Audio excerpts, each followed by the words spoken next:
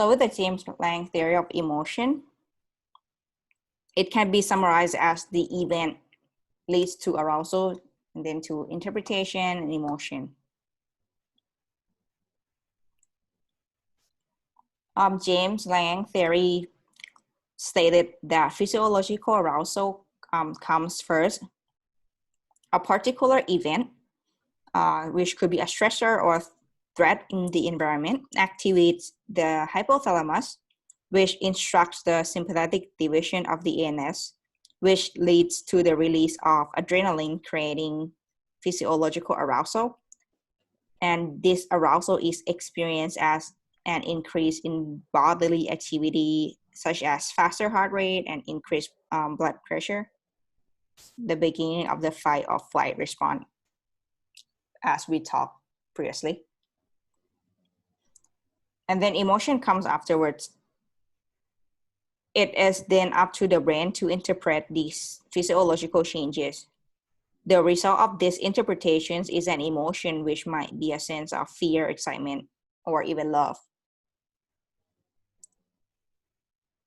So conclusively, it is the physical changes first and the labeling of the emotion afterwards. So for example, imagine if someone came across a grizzly bear in a forest. Seeing the bear would cause a person's sympathetic division to be activated. Their muscles would tense and their heart would start to pound. After the changes in the body occurred, the person would interpret this as the emotion of fear. So our emotions are caused by the way that we interpret bodily reactions, not the other way around.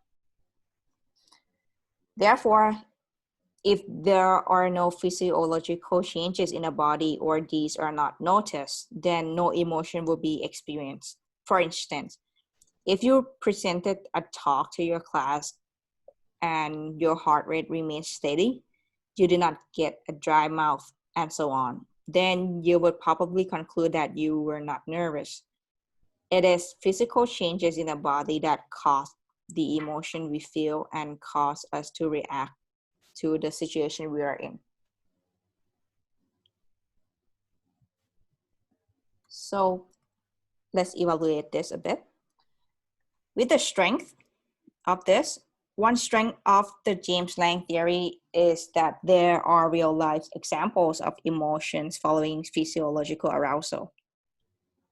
Emotional states seem to follow physiological arousal in cases such as phobias or panic disorders.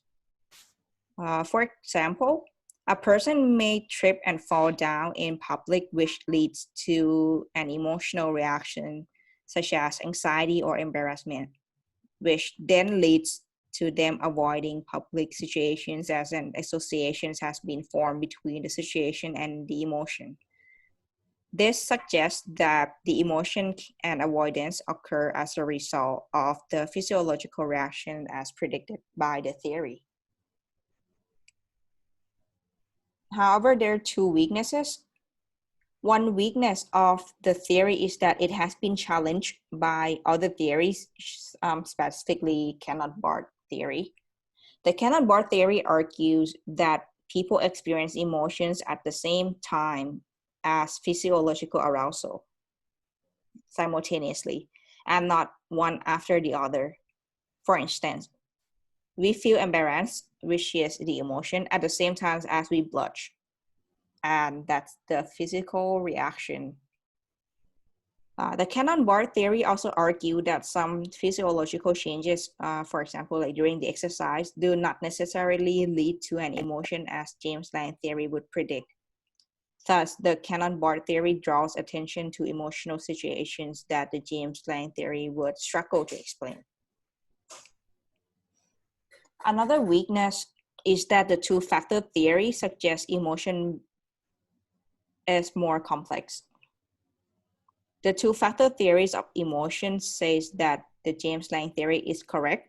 Physiological arousals does come before the emotion. However, the two-factor theory says we also need social cues to correct label the emotion we are feeling.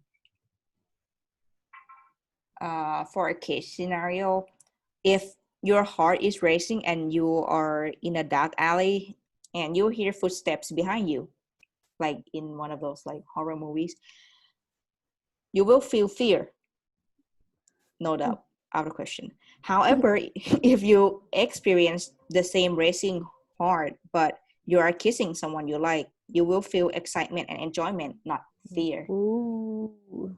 Ooh. They don't have, but they have the same like physical, like physiology reaction. Yeah, and that's the point that the two-factor theories pointed out, that this is the weakness that the James-Lange theories of emotions lacks out. Yeah, boo, right? The two-factor theories also further explain how people can interpret the same physical state very differently depending on the situation and the social cues, which shows that the James-Lange theory does not explain how a person decides what emotion they are experiencing. Yeah?